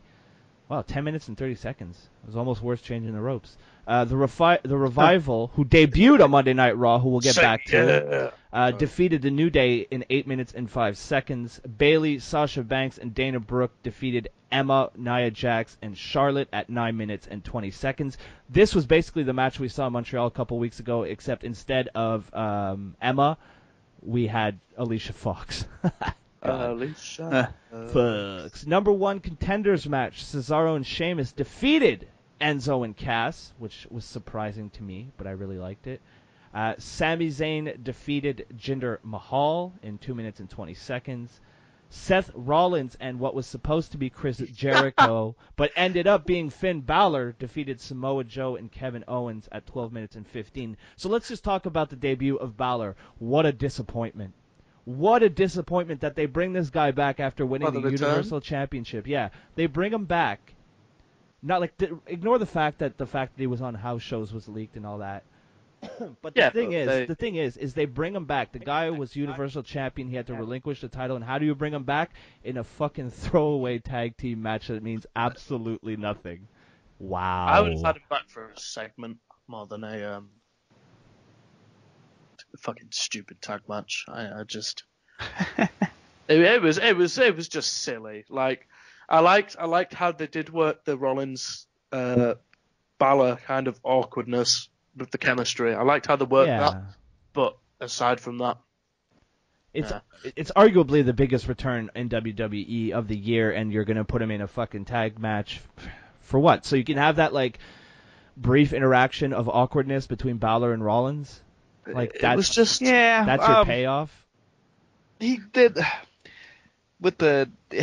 they knew he was going to get the crowd pop, which he definitely got that. Yeah. And then he had I think all they wanted. It's almost like the bread on the sandwich was the most important part, and everything in between didn't matter. They got the crowd pop when he came out, and then they had going off the air, and he's up on the ropes with his hands raised. Like it was almost like insert anything in the middle, and they didn't really give a shit. Right. I would have had a 2-on-1 beatdown, and then it comes out and just clears the ring. Oh, well, to be honest, I was hoping that Jericho would have come out, and I'm going to be honest, but Be honest with us, Robbie. I am going to be honest. The perfect scenario was there was interference by Triple H and Pete Dunne, and that new evolution was standing tall. But he came out 2 nights after. He came out the night after, so yeah. But somebody's just sent me. Oh, you got the names? No. But Got them fuckers? somebody, funnily enough, has sent me. Guys, don't get blah, too blah, excited. The person that was probably fucking in the bathroom was probably Danny, so don't worry about it. But somebody put Taker should have one more appearance, blah blah blah. No. Until when he appears on Impact. And somebody commented, "What's the Overgiver doing in the Impact Zone?" Oh God. That pops in. The Overgiver. Yeah. The Overgiver. I'm done with. I don't find Balor interesting at all. I think he hides behind the face paint to make up for the lack of charisma that he has. Yeah, I will agree. He's not the most charismatic guy. I still like him because I like his entrance a lot. So, and I do like him in the ring. Like, don't get me wrong. But yeah, I'll agree with the charisma side of your argument. Safe worker, good worker. Yeah. Might get you a good to great match every now and again. But... I'll give him the credit on the charisma side where he doesn't have much, but I don't think he needs it. At least not yet, because he's still one of the most popular. Yeah, no, that's he doesn't need to really fight for anything yet. Yeah, Balor's more of a presence than anything else. Absolutely. Like and he's been that way ever since the moment he stepped foot on NXT. Even people that didn't know him from Japan, they were just like, "Holy shit, that guy!" I just saw his abs. He has it. Well, yeah, the abs doesn't hurt either. Yeah. No, I mean, that sounded gay, but if I had absolutely, if I had abs like that, that would be my my Twitter profile pic, my fucking not even like I'm not even in it, just my abs. Yeah, I'd put that shit on Tinder and clean up. Forget wearing like sleeveless shirts. I just won't wear shirts. Drew, can you Photoshop my face on Finn Balor's body so I can get some ladies? I just kind of mystically put your face in his abs. Would that work? Yeah, the little abs of my head. Oh my God. Yeah, there you go. Yeah. Your forehead will be his abs. Apparently, this just in, some breaking news. It's reported. The people fucking? No, Drew. Even Marie's gone? I told you it was Danny. No. It's apparently WWE wants to shake things up, which we know with the it's going to be drafty on Raw next week. But they're also thinking of switching the U.S. and Intercontinental Championships from different, like putting the U.S. title onto SmackDown and the IC title onto Raw.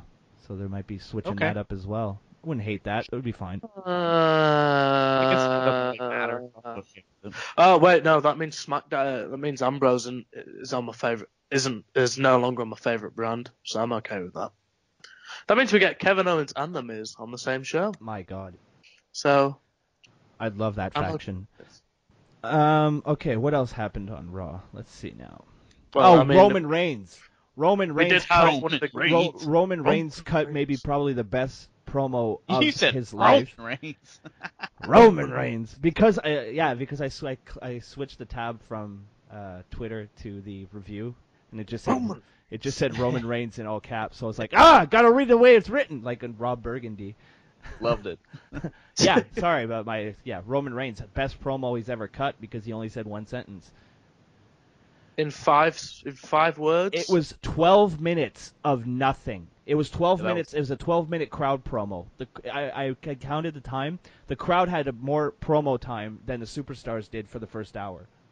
But what was funny was the "fuck you Reigns" chant. Well, no, that kind of pissed me off because I thought, crowd's going into business for themselves tonight. But first two things. When they ran the video, and I was just thinking in my head, I fucking hope they bring out Reigns, and they did. So I was like, oh shit! But I don't understand why people were hating on Reigns. Because it's the Raw After Mania, and it's the fucking arena's filled with marks. No, but I don't get marks? why they were specifically saying "fuck you, Rope." Like, it's not like you retired him. Because people don't like him, Robbie. People don't like Roman Reigns. That's why. It was so funny though, because part of me thought, I hope he doesn't get shook by it. Like, I hope he doesn't, go off script or something. No, but or stutter or something like that. But when he gestured palm of my hand, I thought, he's got this. He's got this. He knows what he's doing. Yeah. As soon as he did the palm, I thought, oh fuck. But then I guess if he'd have stuttered on those 5 words, I thought, oh, fuck it, give him Heyman. Oh, if he stuttered, it would have been over. Game over. The crowd wins. Yeah, that crowd would have like every time he raised the mic, even by a bit, the boo like superstars would dream of getting that type of reaction, face or heel. Like, yeah. I've never seen somebody control the crowd in WWE like that since Austin or The Rock. And the great thing is he didn't have to do anything. No, he didn't have to like go to the crowd, or he didn't have to be like, I can't hear you, blah blah blah. All he had to do was just walk around the ring and they'd boo more. It was just the whole thing as a segment. Like I was just hoping, I hope that he didn't say too much. And it was perfect. He just said one thing. The crowd had more like. I felt like the reason why they did that is they're like, all right, we'll put them out first, let the crowd tire themselves out. Yeah. And then we'll just move on with the show, and it's exactly what happened. What I also loved was they kind of went a little bit quiet to hear him talk. They went, "This is my yard now." And then the boos were probably at its loudest, and then he just left. It's the way that he nonchalantly dropped the mic, because that's what it was. It was a mic drop promo. He just didn't care. Fuck you, kids. After that, we had the match between Mustafa Ali and Neville. I don't want to talk too much. The one thing I really, really liked, and it was from Neville, heel Neville is amazing, was the stuff with the beach ball. He was like looking around. He was all fucking pissed off that they were doing it while he was kicking ass in the ring. So when he went for the red arrow, he was like, you know what? You want to fucking pull out a beach ball during my match? Fuck you. No flippy dippy bullshit for you, Marks. And he just fucking submitted him. 1, 2, 3. And won. Yeah. I thought that was great. But that's all I really wanted to talk about. Next, Vince McMahon was in the building. Hey, it's the old man, ladies and gentlemen. And he announced that Kurt Angle is now the GM for Raw. I thought it was fucking hilarious when Theodore Long came out. Oh, yeah. Yeah. That was so good. I had my cup ready for smart tears as well. I thought that was great. And then after, he also announces that there's going to be a superstar shakeup next week live on Raw, so basically a draft. That's what I'm taking it as. It's pissing me off that AJ's definitely going. Ugh, I don't want that. AJ's going, Reigns is staying, New Day are moving, Bliss and Charlotte are going to swap. That's the plans as of now. What's the fucking... Didn't we say it a long time ago? Supposedly, but didn't we say it? That as soon as SmackDown build up momentum, that's it. You can't have SmackDown build up momentum. No, of course not. They're going to try to take... Because obviously SmackDown have been selling 10 times better on the house shows as well. Yeah, I can believe that. Although Raw does have a very strong house show. I will give him that. Oh, it definitely does, but... why have something so good and then fucking ruin it? Like, they would make more money by having 2 great shows rather than one good one-on-one. No, I agree. But what are you going to do? Yeah. They only have a certain amount of people, and they're not willing to make new stars, so you're going to get what you're going to get.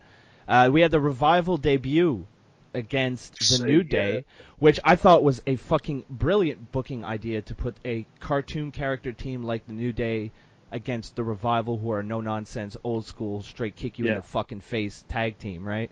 I thought that the... What the fuck was that? I thought the difference in styles between the Revival and the New Day was a great way to kind of introduce the Revival as a no-nonsense tag team. So that was because they obviously they're almost like unconvinced. I felt like Xavier Woods was unconvinced in asking for an open challenge itself. And then as soon as I heard I was like, oh, this is perfect. Yeah, I was like, this is going to be perfect. But then part of me hoped that DIY would debut on SmackDown. Yeah, I was like, it's either DIY or Revival. I can see with DIY, and it's going to be, they need good tag teams, and those guys are, of course, good together and everything, but I can still see them having like a big NXT breakup feud, fantastic matches for a couple months. Champion. Yeah, and then just bring them up separate. I think that would make more sense. Put them back together if you want to whenever, but yeah, I'd love to see a series of matches between those two before they left. Yeah, but ever since I saw the Cruiserweight match, I was like, I'm into this. The Raw roster the Raw tag team division got a nice boost, though, definitely with the Revival joining the roster. So I'm excited to see where they're going to go, how they can freshen up this pathetic division. But yeah, so next we had Next, we had Kurt Angle meet Enzo and Cass, and the thing I'm How you taking, spell soft? yeah, the thing I'm taking away from this segment, but mainly because of that last line, Drew. One of the things I'm taking away from this segment is Kurt Angle is already better at being Raw GM than Mick Foley was. Oh, he's Yeah, so like I've never left. Yeah, I've got two positives and a negative from this. All right. Um, Is it a negative that Enzo was in the segment? no, okay. Now I've got two positives and two negatives. So one, the way that Angle delivers lines, you know how he kind of smiled and went, "That's not how he's supposed to." And the second one was, so I don't know why, like it wasn't even funny, but when Enzo was on about the something is treated like a human but looks like, and then it just went like a dog, like that. I don't know why, Right. but I popped for that. And then my two negatives is that Angle's already done it. It's not his fault, but you know when they go, it was between, what was it? Who the fuck was arguing? Was it Jinder Mahal and Sami Zayn? Yeah, Yeah. I think so. And he's like, "This is not how we do things. You two are gonna face off." And I was like, "Oh fuck's sake, here we go." You know that booking where it's like, "Oh, you're arguing? You're in a match." And then second of all, Enzo. But they're two different segments. That should teach him. Don't argue. I just thought the way that Angle kind of interacted with Enzo was pretty funny. Thought it was Yeah. good. Then we had the women's match. Multi-tie. Biggest takeaway for me was that heel Emma's back, and that heel Emma is so hot. And she's single now. Oh, she's not with Yeah. Ryder? No, Ryder's dating somebody from TNA now. Oh, Ryder blew But it. she's not TNA talent. If TNA level talent, if you catch my drift. I don't.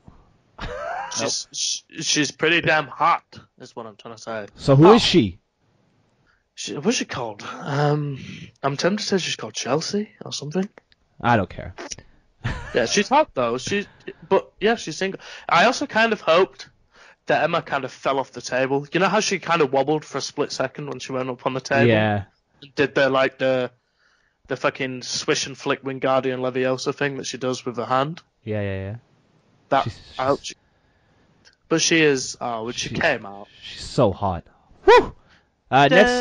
And Oh, I'm so go ahead. glad I think we talked about that on every podcast up until now. I'm so glad she still has that gimmick. Yeah, I love the heel Emma gimmick. The bad cop. Like, Yeah. Oh yeah, it's awesome. She I can, like the interaction with Dana. she can bad cop me anytime she wants. She, oh god. God damn. Up next, we had Brock Lesnar, who jumped around the ring while Heyman talked for a while. That was interesting. I like how Brock occasionally will like whisper something in his ear, and Heyman will be like, "Yeah, okay, Yeah. okay." I'm getting to that. I'm getting to I bet he that. completely fucking ignores it as well. Hey, can we go home already? I need a pee. Yeah, he's just jumping Well, you think around. I'm jumping? Yeah, exactly. He's got to piss. The takeaway I'm like that most left a mark on me here was that Braun Strowman kind of inserted himself and said that once, because Heyman was saying that he wanted basically he was going after Reigns now to figure out who the ultimate Undertaker Slayer is, the best of the best, I guess, if you will. And Braun Strowman came out and said, once I'm done with Roman Reigns, I'm having you. there you go. When it comes out, it's the way it goes, Roman Reigns. I'm like, oh, Roman Reigns. But like, okay, I didn't. I did the one thing is when it was like 23-2, and everybody knew that it was obviously referring to a Reigns Lesnar. Yeah. The first match was really good. If you if you treat the Reigns Lesnar as a standalone match, it was like I went and watched it back 2-3 days ago. It was actually really good. So I have no Are you problem. talking about the WrestleMania match? Yeah. Okay, yeah. That was a decent match, yeah. Yeah. So I don't know why people booed it. I think it's maybe because it was predictable booking or because people are jealous of Reigns. I don't know what it is, but I was okay with that. And then what was it?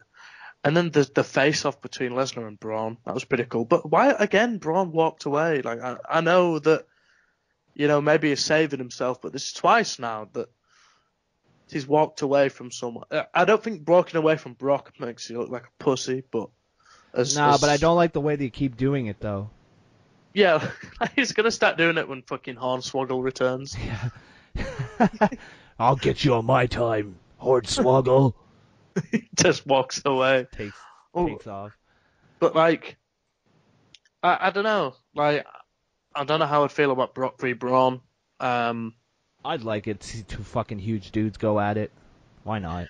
I would, but I feel like it'd be wasted if it was just suplex, repeat, suplex. Like, right. But Brock wrestled Big Show on a house show a while back, and it was a proper, like, it was that Brock wrestled like he was in 2002 again. Nice. So nice. I have a feeling they're going to go back that way, because the story they kind of told was that Lesnar only needs 2 moves to defeat Goldberg. So I hope they go back to 2002 Brock, because 2002 Brock was just fucking amazing to watch.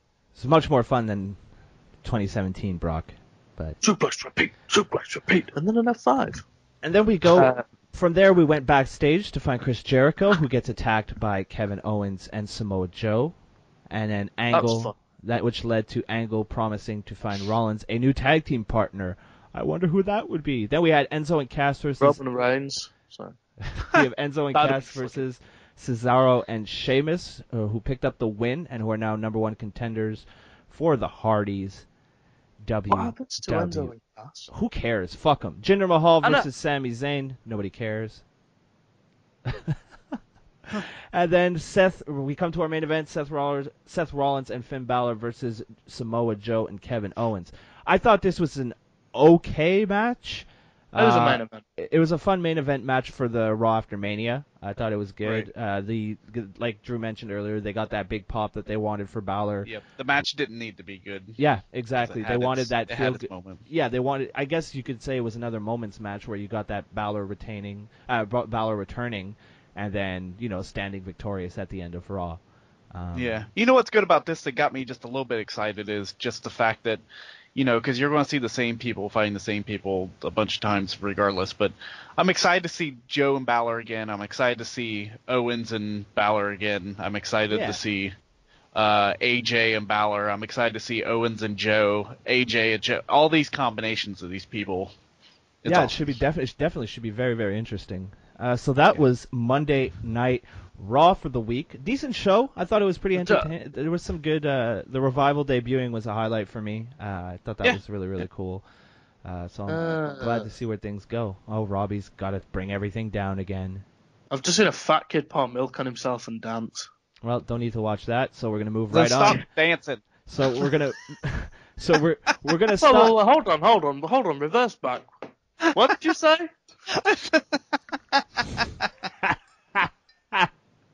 I wear muscle teeth for a reason. He called you That's fat. True.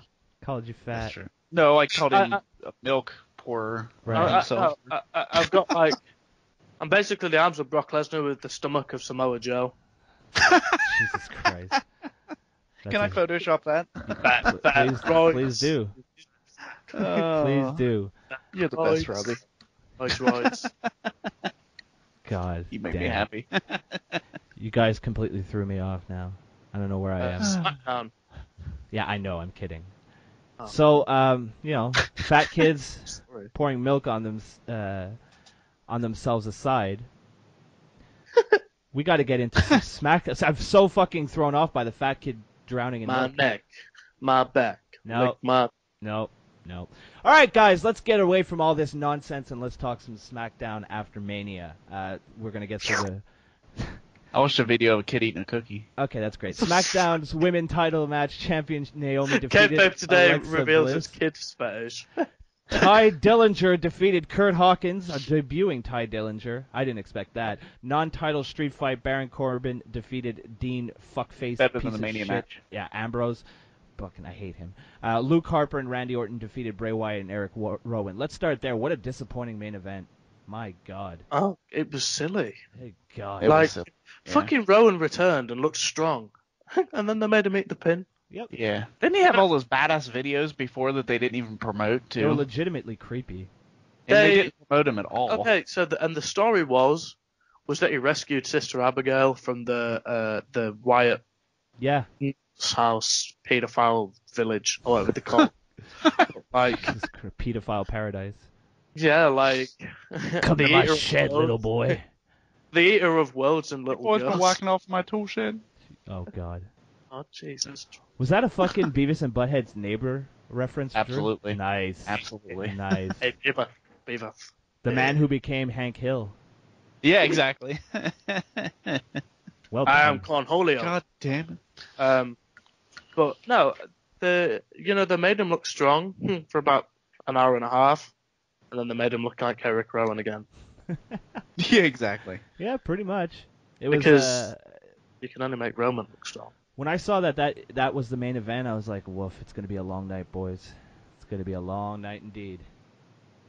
And it kind of was. It was. I didn't think. Didn't go as fast as it normally did. Yeah, I didn't. I wasn't a huge fan of this week's SmackDown. Maybe it just threw us off because Raw was actually a little better. Yeah, and Yeah, the thing is that's what that, it- there was NXT, and then there was Hall of Fame, then NXT, then Mania, then Raw, and now SmackDown. Fifth day in a row is like, okay, I'm kind of grasped out, a little post-graps fatigue. Yeah. So I'm not gonna lie, that probably had something to do with it. Orton Political hit.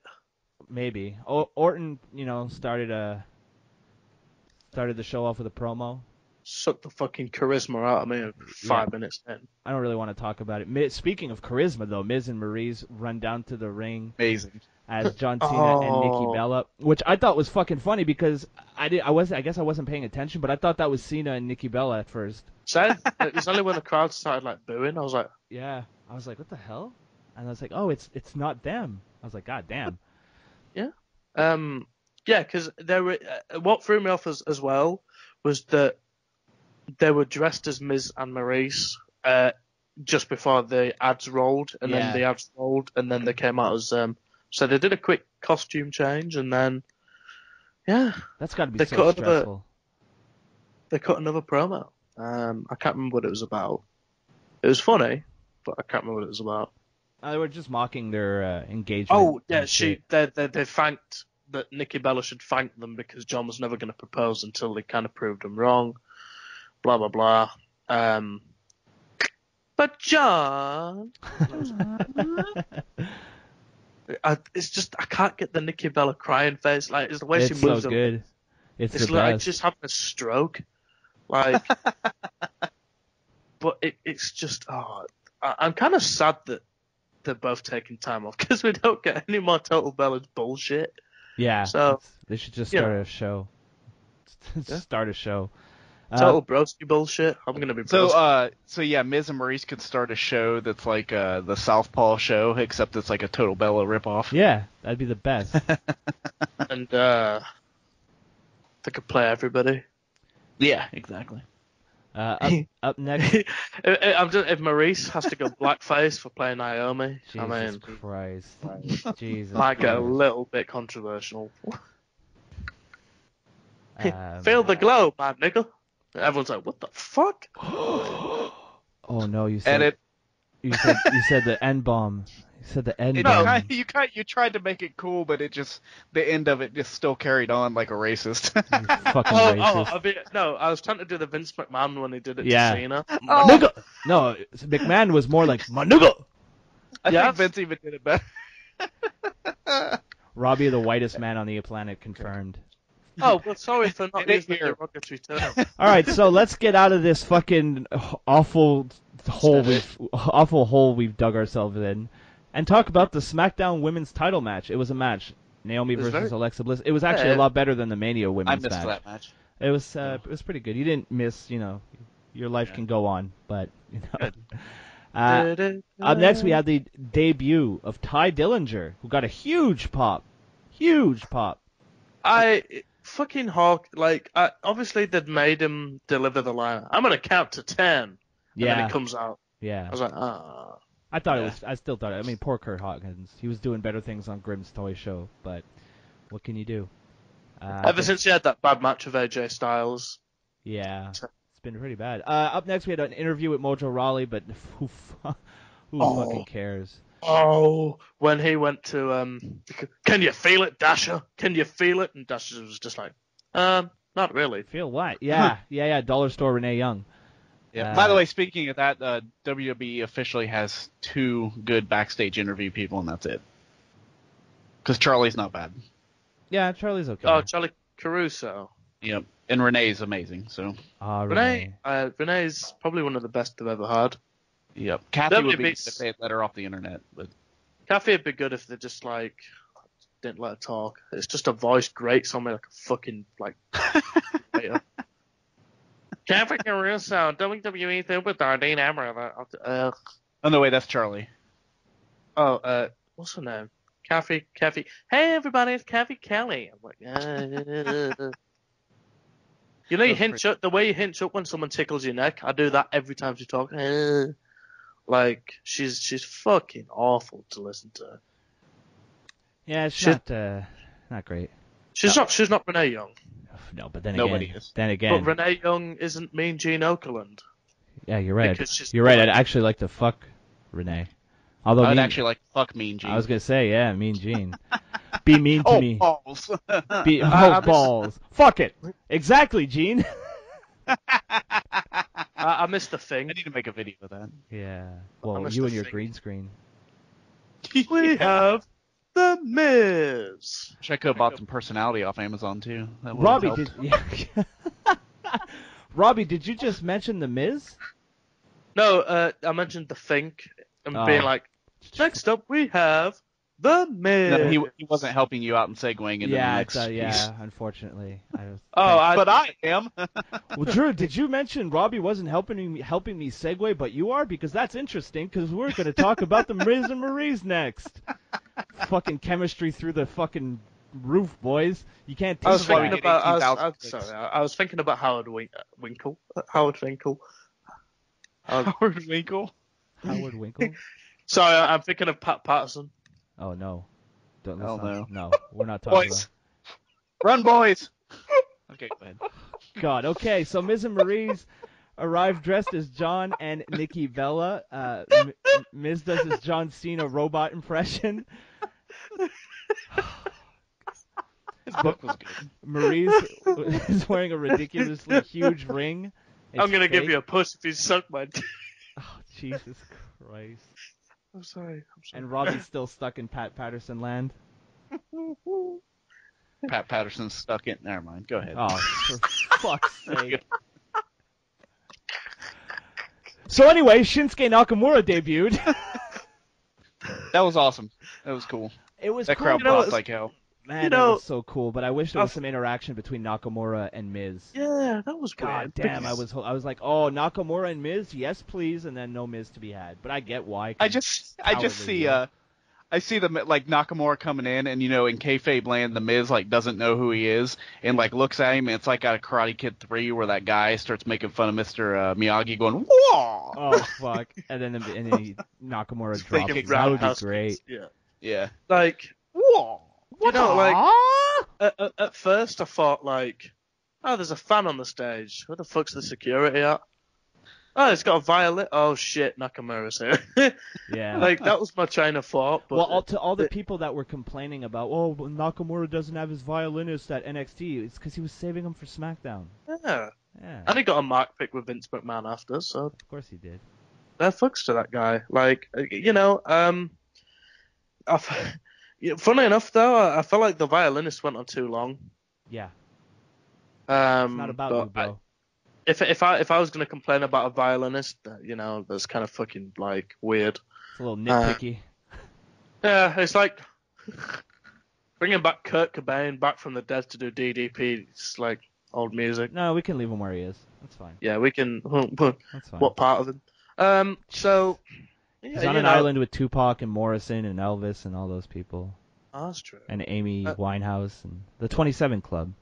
Yeah. But although Elvis wasn't 27, yeah. But Nak, like, I'm glad he's on the main. Yeah, watch the 27 Club are gonna reunite as the Bullet Club, and hopefully, at least we won't have to deal with the Bucks and fucking Omega anymore. Whoa. No. Don't say things you don't mean. Okay, I don't mean it for Omega. I could take it or leave it with the Bucks. I'm so glad that I kind of turned you into not. Whoa! Don't you dare use the F word. Patterson said Young Bucks. Yeah, Young Bucks. Hey, Vince, I heard about these Young Bucks. Why don't you bring them up? They look like tight little boys in their tight little tights, huh? Vince, huh? It's been a while for old Pat. You keep. Oh, if this show ever gets like super popular, we're fucked. Oh, so fucked. So fucked. Dude, Pat Patterson is a Montreal legend. I'm fucking. That's true. Pooping all over, but so then again, so is Chris Benoit. So. Oh. Well, I guess we now know who choked Chris Benoit. Oh, turn me on, Daddy. Yeah. But you know. I swear, he told me to hold on to Daniel's neck. He told me to do it. If I could do that, I could suck his dick. No, but God, I'm making jokes about a kid who died. What's wrong with us? I thought this was a wrestling podcast. Kayfabe Today podcast. Yeah. Quality family entertainment. Hey, we get lots of views. Of course we do. People are still. We got like 200 upvotes, and we made a lot of terrible jokes last week. That's right. They'll be like, now I know why they changed the site name. Cover our tracks. Cutting ties. Can you imagine? What will happen is WWE will offer a Pro Wrestling Journal podcast. No, the Kayfabe Today pod, blah, blah, blah. With that thing, a contract, and then they'll find our archives of these podcasts. No, the first thing I would do if I even sniffed of a possibility of a contract is put all the videos unlisted. Every podcast unlisted. No one can watch them but me anymore, or whoever I give the link to. Because goddamn, if that shit got out. But the stuff we say on the show is nothing compared to the say that doesn't make it on the show. That stuff is the real stuff we got to worry about. Does my ass look fat? Yes, it does. No. Like I said on the Love Shack that one time. Trust me, sweetheart, it's not the pants. Oh Jesus! It's not me, it's you. Yeah, exactly. That cheeseburger you ate. But speaking of cheeseburger, the Nakamura segment was weird for two things. So there was no interaction with The Miz, right? And it was pretty much, aside to, kind of signal that he was coming up, it was to set up a dark match with Dolph Ziggler's BK after the show. Ugh. So that was kind of weird. Oh, well. Apparently it was a really good match. I have no doubt it. As you'd expect, Ziggler sold the Kinshasa like he'd been fucking shot. But... Oh, and that led to a non-title street fight between Dean Ambrose and Baron Corbin, which was much better than their match on the pre-show. But we're getting a little long here, so I think we're not going to talk. Then Can I just say the highlight of the match? Yeah, go ahead. When Ambrose was top rope and fucking Corbin just launched that chair as hard as he could. Yeah. It was this one's for you, Eric. It was a hard hit. Yes, thank you, Baron. I've been wanting to Corbin was definitely like, I've been wanting to do that for a long time. I bet. It was a hard-hitting match. I will say that. It was very... nobody felt good after that match, that's for sure. Yeah. On Twitter, I called it the first bald match. Oh, fuck off. It takes forever. Funny. Oh, God. This has a 20-year time limit. Then Shane McMahon talks Superstar shakeup. So, That's fucking pointless. Didn't somebody... Styles. Yeah, Styles come out and didn't he shake his hand? Something like that. Yeah, and then he kind of tried to. Yeah, hit him afterwards. Yeah, he faked like he was gonna hit. But the one thing that I took away from this is AJ shaking Shane's hand made it seem like it's like a goodbye to SmackDown to me. That's what I'm thinking. AJ made SmackDown what it is. No, he had a part in it. AJ, he had a very big part. AJ and The Miz kind of with the two big. AJ, The Miz, and Cena were the three big, aspect. Yep. And to take it away and not fucking swap it, okay, it's not popular, but Reigns would be a huge part. He would be not a draw because nobody really draws anymore in terms of moving the Nielsen rating, but in terms of selling tickets and interest, Reigns would get eyes on it. But if there's no Reigns and Cena's taking time off. You got Nakamura. That's about it. And Nakamura can't cut an English promo or a lengthy one. Yeah, that's true. So who the fuck? The Miz Nakamura? Oh, actually, but that's only going to take you so long. It'll take you so far.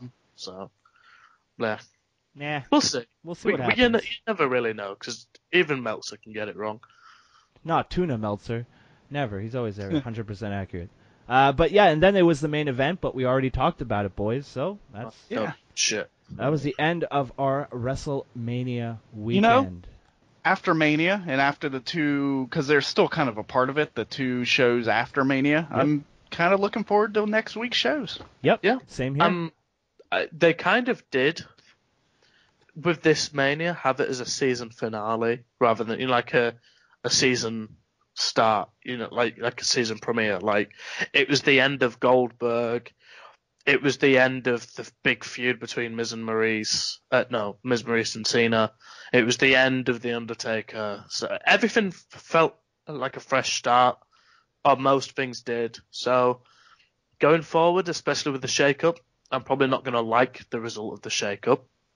But after Mania, especially after last year, I'm willing to place my trust in the WWE again. I'm interested to see where this shakeup goes. Until then, I'm reserving judgment. My WrestleMania weekend was an enjoyable one. I enjoyed pretty much everything that was offered to us, bar a couple of matches that were less enjoyable for me here and there. But overall, I thought it was a much, much better WrestleMania than last year. And one thing that I noticed is you had no Hogan, no Rock, no Austin, and the show didn't suffer. And the show didn't suffer at all. So hopefully they wake the fuck up and they realize that we're kind of tired of seeing these old dudes, especially if you're going to have like Rock just come out and fucking shoot his own name with a flamethrower and then bury an entire faction of young talent. Nobody benefits from that. Do you really get more people turning into WrestleMania to see that? I don't think so. So, it's good to... It's good in a way that they did this because, yes, it had Brock Lesnar, yes, it had Goldberg, but there wasn't that legend spot, so to speak, where like when they had Austin, Rock, and Hogan in the ring, which was a cool moment. Don't get me wrong, but we've seen it now, so there's. I think because you hit it because they didn't need it. And it was exactly. You had enough guys fantastic on your roster, and it was a good show. So that was a bonus. That was. I know I saw some people complain about the star power, but I don't think they needed that star power because they have it in the company. So. That's the takeaway I'm taking away from Mania. I thought that was pretty. It was a good thing to see, encouraging at least for the future. The one thing I want to say is there's a big difference between Goldberg as champ and Lesnar as champ. I've seen a lot of people complaining about Lesnar being champ, but there's a big difference, in that nobody in a singles match has beaten Lesnar for the championship in a very, very long time. He lost it in a triple threat match. Even when he lost it, he wasn't pinned. Exactly. So there's a big rub to get from Lesnar. No one's beaten Balor for it either, SummerSlam. Yeah, like but like when did Brock last have it? Lose the championship clean? Maybe 2003. Sorry. Oh, lose it. Sorry. In to lose it. Maybe 10, 15 years ago or so.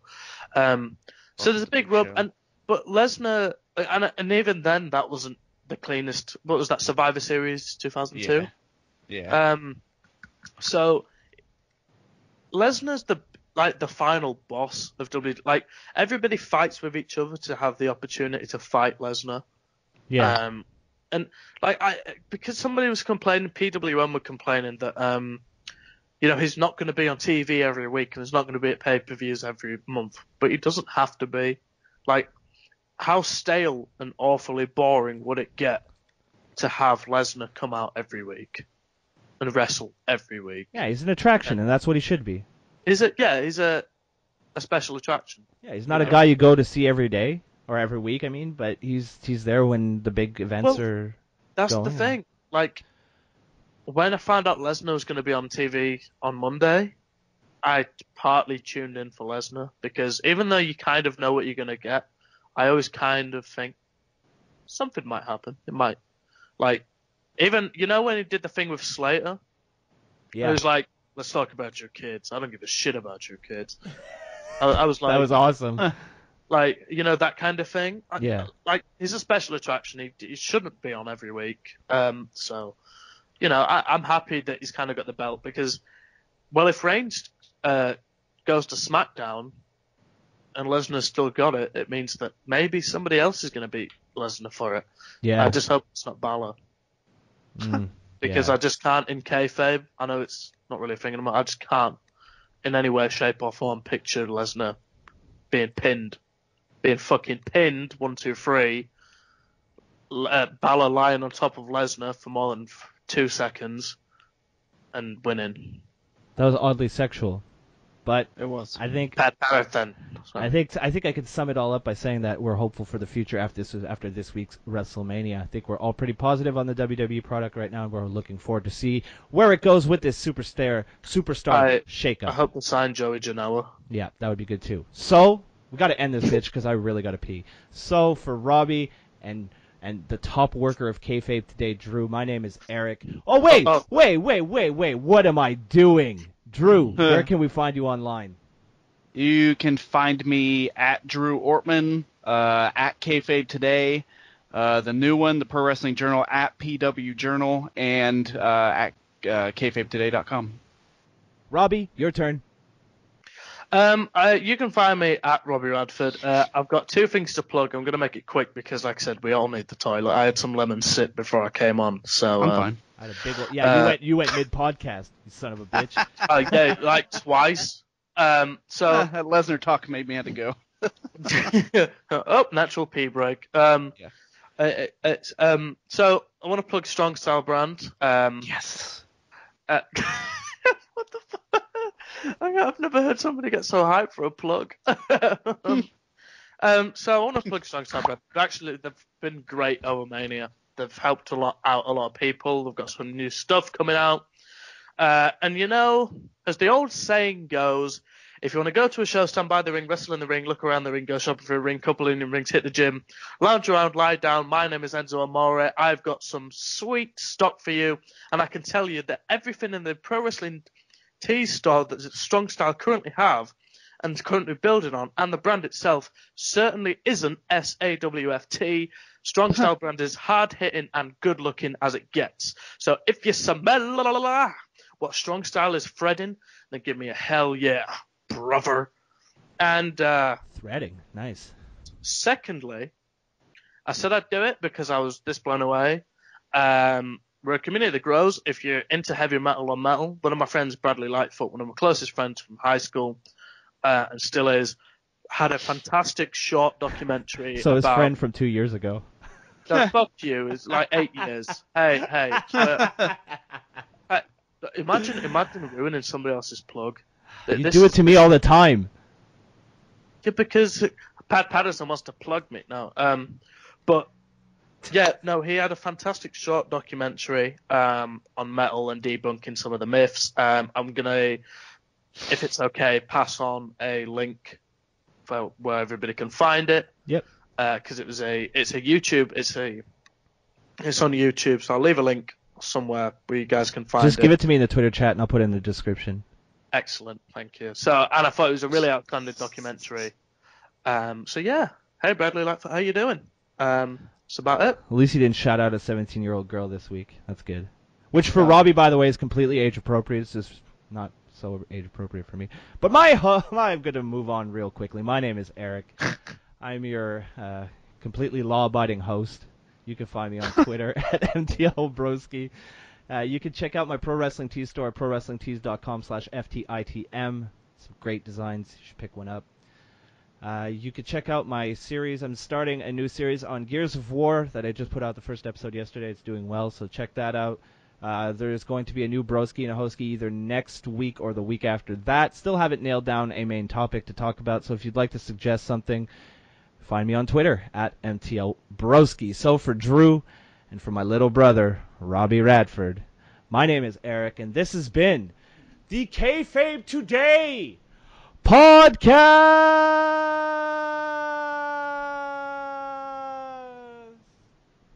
Chicken wings. Might be my arrogance, but ain't nobody stopping me. That's how I go when you pay for them shows and you study that pimp biology. Love for the field, now it's Vegas nights. Smoking that kush, that's a satellite. Treat myself like no one better. Treat my dreams like now or never. I put that work in, outshining niggas on purpose.